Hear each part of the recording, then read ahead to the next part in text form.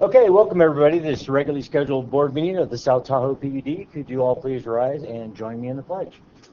I pledge allegiance to the flag of the United States of America and to the republic for which it stands, one nation, under God, indivisible, with liberty and justice for all.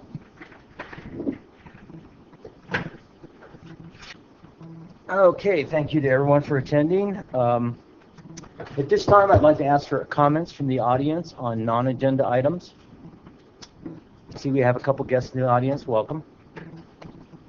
Not seeing anyone jumping up to the podium, so I would like to move on. Do we have any corrections to the agenda or the consent calendar?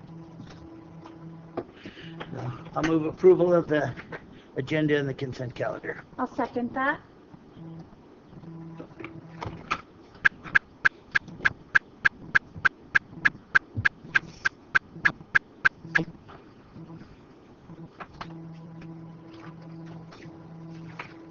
And that passes 5-0. Thank you all. Okay, I have a little presentation here. And who would like to accept this?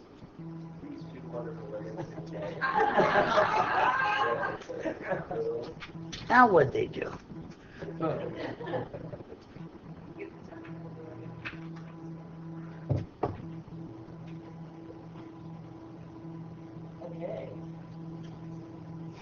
This includes these three, actually.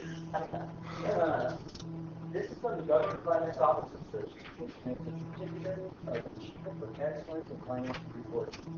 I'm pleased to present the Finance Division Certificate of Achievement for Excellence in Financial Reporting, the district's comprehensive annual financial report for fiscal year June 30, 2017. Certificate of Achievement is the highest form of recognition in the area of government, accounting, financial reporting for state and local governments, and its attainment represents a significant accomplishment of the district and its management. It's noteworthy to mention that the district has received this award for 23 consecutive years. Yeah. I know Paul's been here for 23 consecutive years.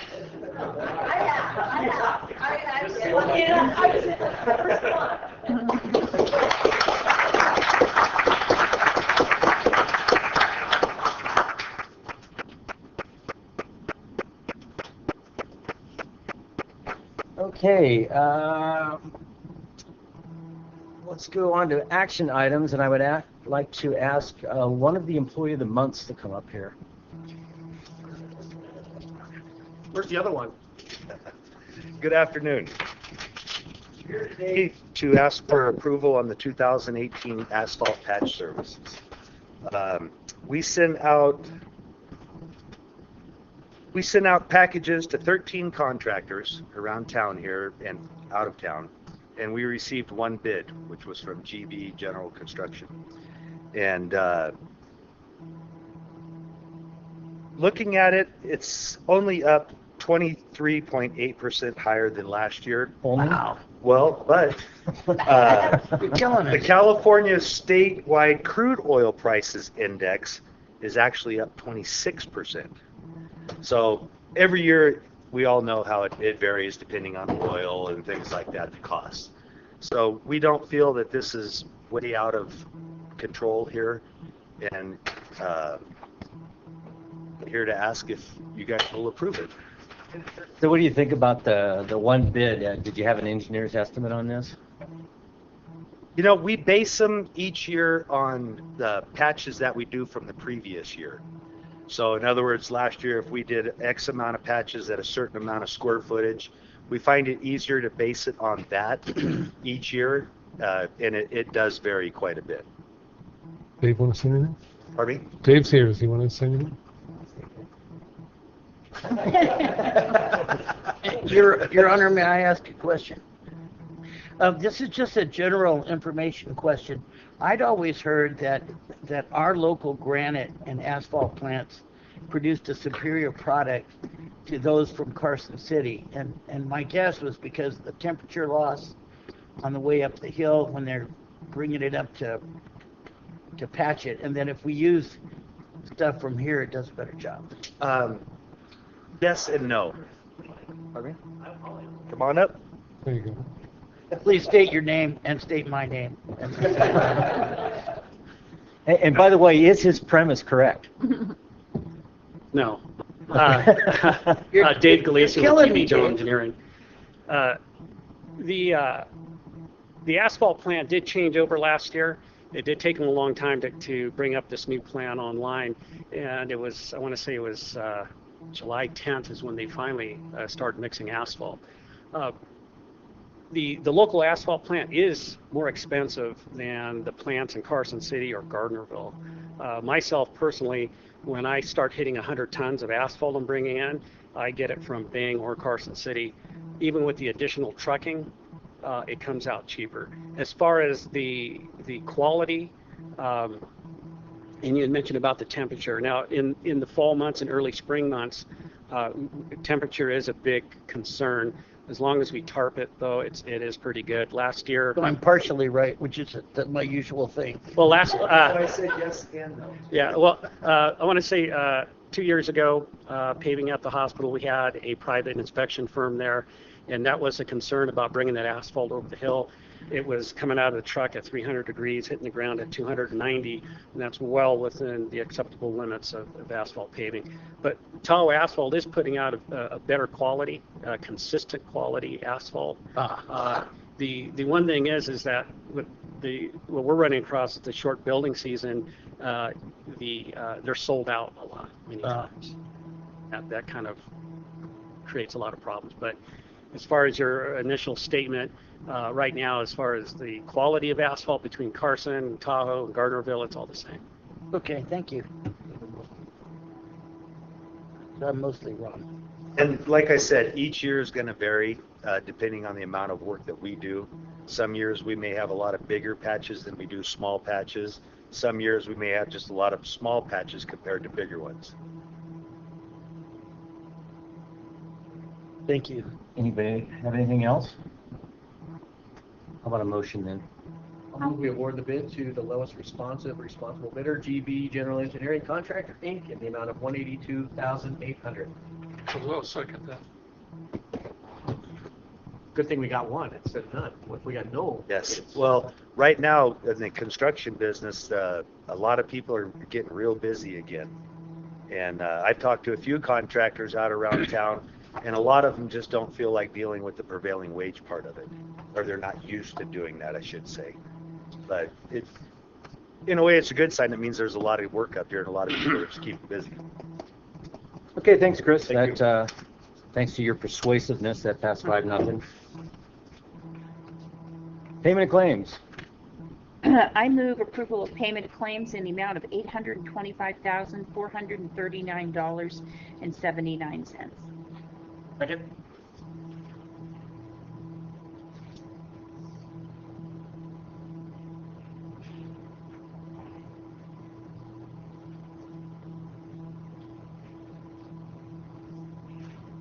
Okay, that passes 5-0. Which moves us on to standing and ad hoc committee reports. I do not have any reports. Anybody have any standing or ad hoc committee reports? No, sir. Okay, board member reports. Just a short one. I'll be at the Aqua Conference next week with Shannon, and I don't know if anybody else is going. Were you going? Okay. Anyway, and I just got the booklet here from the JPIA, so we got a lot of things happening. There's always a lot of data. This will be our first conference where we're actually now on their building, insurance building. What do they call it, Richard? Anyway, we'll be covered by the Aqua JPIA on our facilities. And we're in the process of moving in that direction, across the board. Okay, very good. Any other board member reports? All right. We're moving right on to the El Dorado County Water Agency. So we didn't have a meeting in April, but we will have one this month. Okay. Next Wednesday, May 9th. And what we should be seeing on there is the initial draft of their budget, which would include their recommendation for funding levels for all of the projects that we have, the district submitted about $450,000 of requests of money from them based on the $900,000 of projects. So we haven't heard anything yet in terms of their review of those projects. Could be maybe by tomorrow. Usually Friday, late Friday, we get the agenda. And I don't think we've even received any questions, have we? Yeah. Yeah.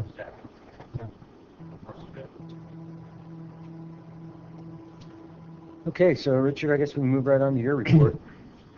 Yes, just to keep up to date on some activities. I think we had mentioned that we had been in a dialogue with the Alpine County folks concerning the contaminants of emerging concern issue, which is an issue industry-wide. And they have come up the other week. They came up and grabbed a sample at our treatment plant, at discharge line, and our laboratory, just for QA/QC purposes, grabbed a corresponding sample, basically as a way to kind of verify their sampling and testing protocols. Then they proceeded to go down and to grab the sample immediately as the water exports the sea line, discharges into a ditch that flows into Harvey Place. So they captured it basically when it's coming out of the pipe, when it's had its maximum exposure time to the chlorine and the effluent. Then they also went over and grabbed a sample directly out of Harvey Place Reservoir towards the discharge structure, again to capture the potential impact of exposure to the sun and the elements in terms of any of these chemicals which might break down in that kind of environment. And remember that we're talking about testing down to nanograms per liter, which is like one molecule in 3 Olympic-sized swimming pools. It's a very, very minute quantity, but it is in the categories of personal products, hormone disruptors, pesticides, those types of things, which are now industry-wide, in fact across the planet, showing up in wastewater effluents. And so the state of California is actually looking at this and is in the middle of an ongoing year-long process to relook at the issues surrounding this, and it's a year-long study. Their initial final report came out in terms of the monitoring requirements for contaminants of emerging concern in recycled water that's being used for non-potable purposes, which is what we have going on in Alpine County, which is for agricultural reuse, that the current monitoring requirements are adequate, very adequate in terms of protecting public health.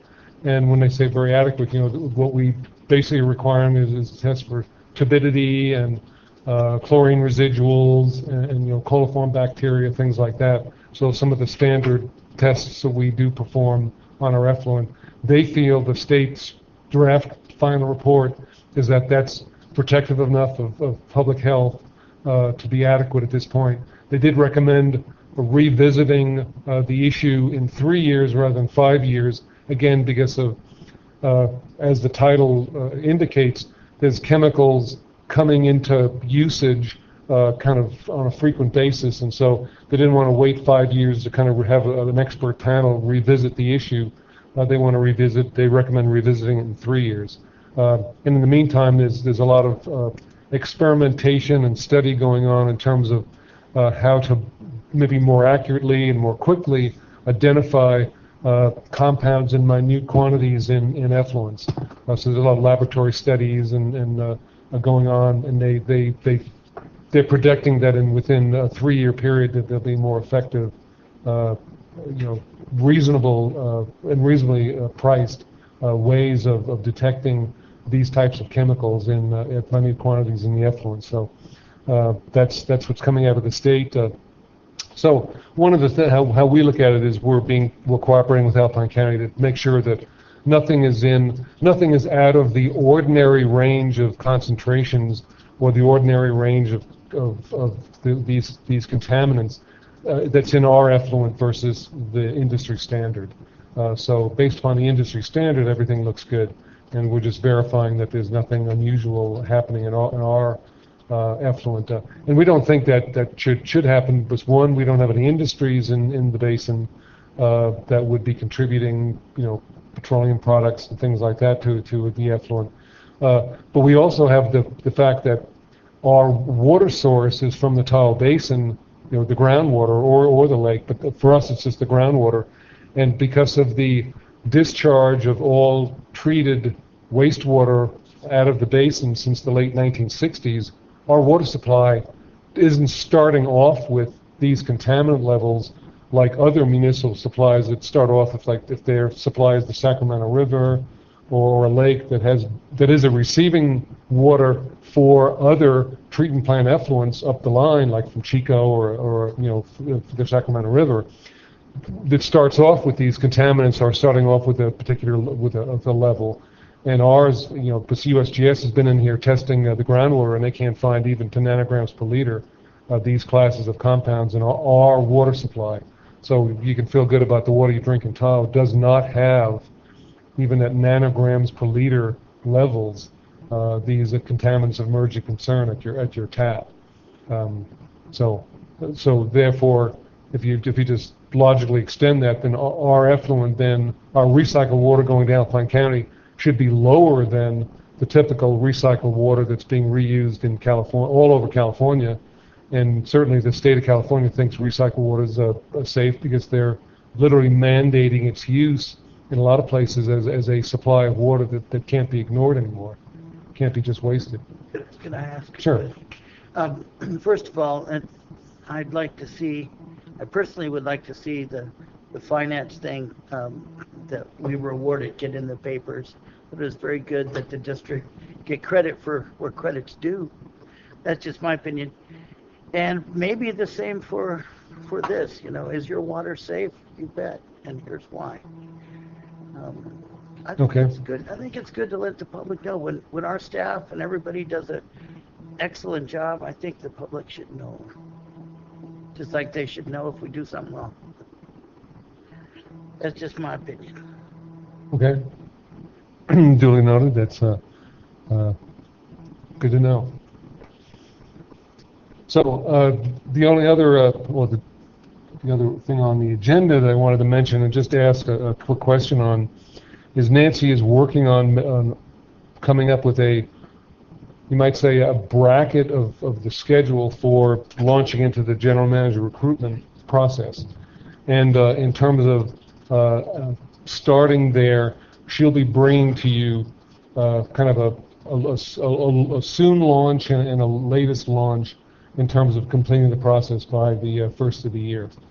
So we'll be having a more robust conversation about that in 2 weeks. But think about the kind of schedule you expected to see on that, and when you thought might be the good time to be interviewing the candidates and that process. I know you guys have given us the green light in terms of you wanted to complete the process and make the selection.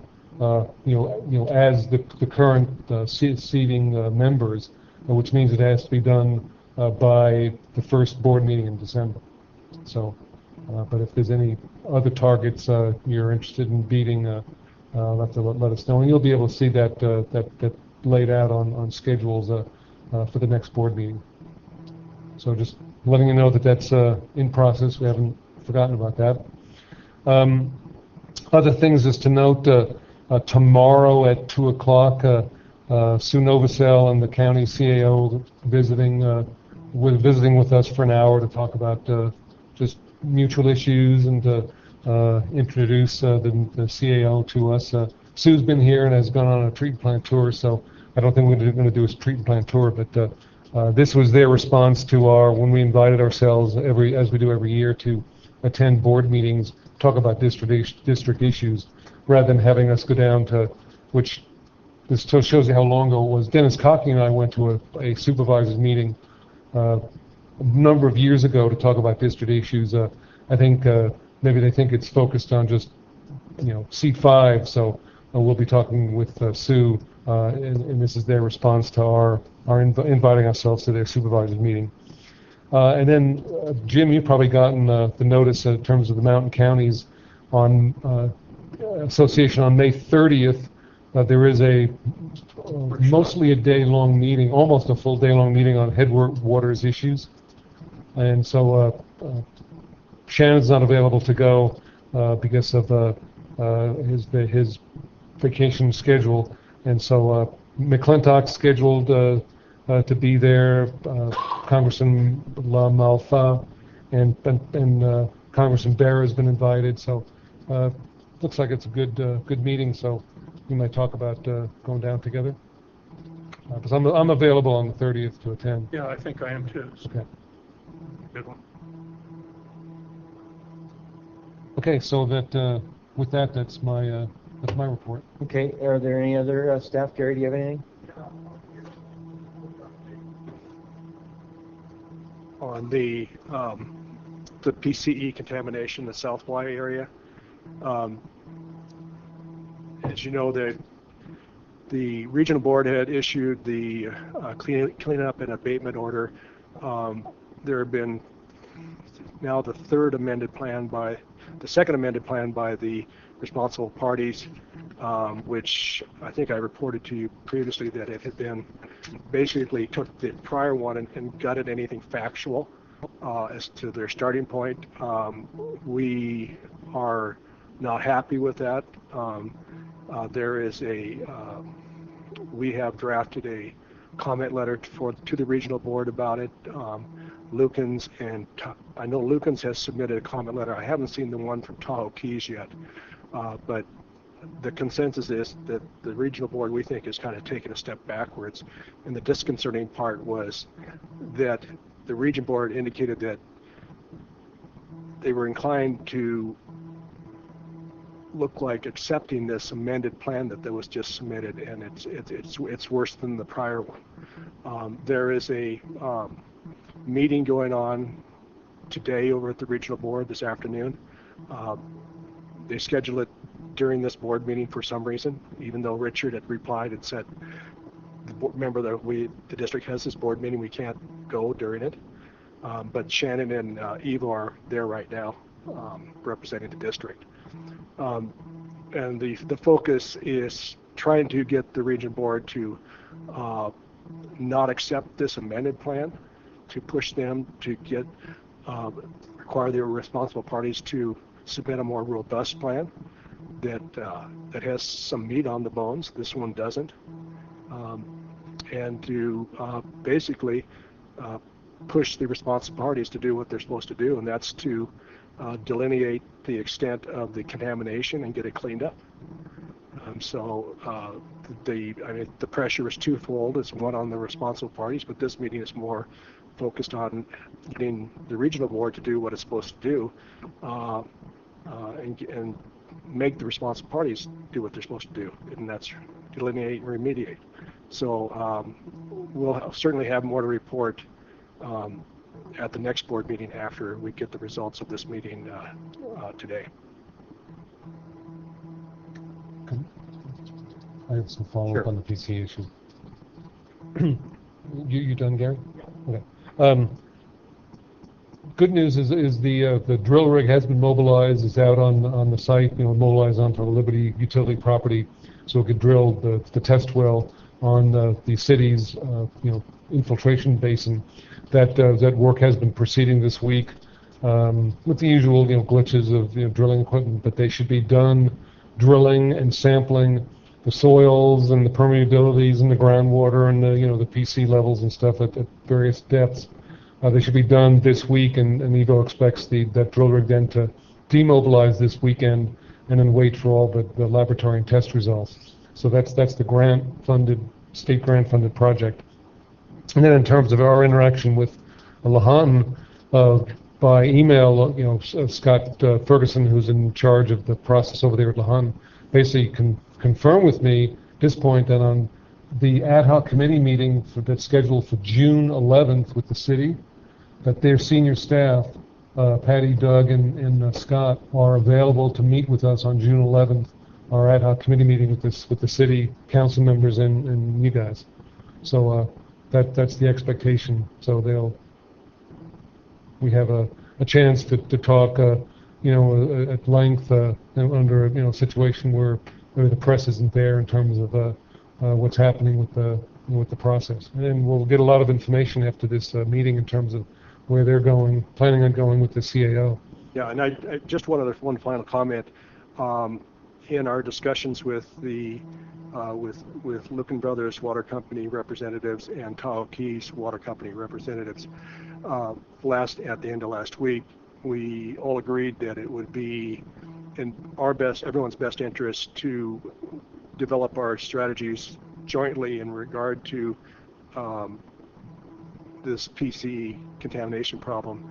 And so we're preparing a joint defense and common interest agreement that will be signed by the three purveyors in order to keep both conversations and documentation and so forth, strategies, confidential during this process, so we can talk candidly and work cooperatively with them. So we'll probably be bringing that to you probably the next board meeting, I think, if not certainly by June. But I just want to give you a heads up that's going to be coming your way. Is it, Richard? That's it. How about any other staff? Anything going on? Under future meetings, I'd like to point out the ad hoc city council meeting scheduled for 5/11 is canceled. Yes. And so are we sure that one's going to happen in June? Oh, okay. All right. I don't see our workshop on this list. Okay. And it's tonight at 6. Okay. It's on the board out front. It's on the all right. side, All right. but it's not. Just checking. I didn't see it on there. I thought I was off the hook. Okay. All right. That being said, we've got a couple of small things to discuss in closed session. So at this time, I'd like to go to closed session. Yeah. Out of closed session, in the open session, nothing to report.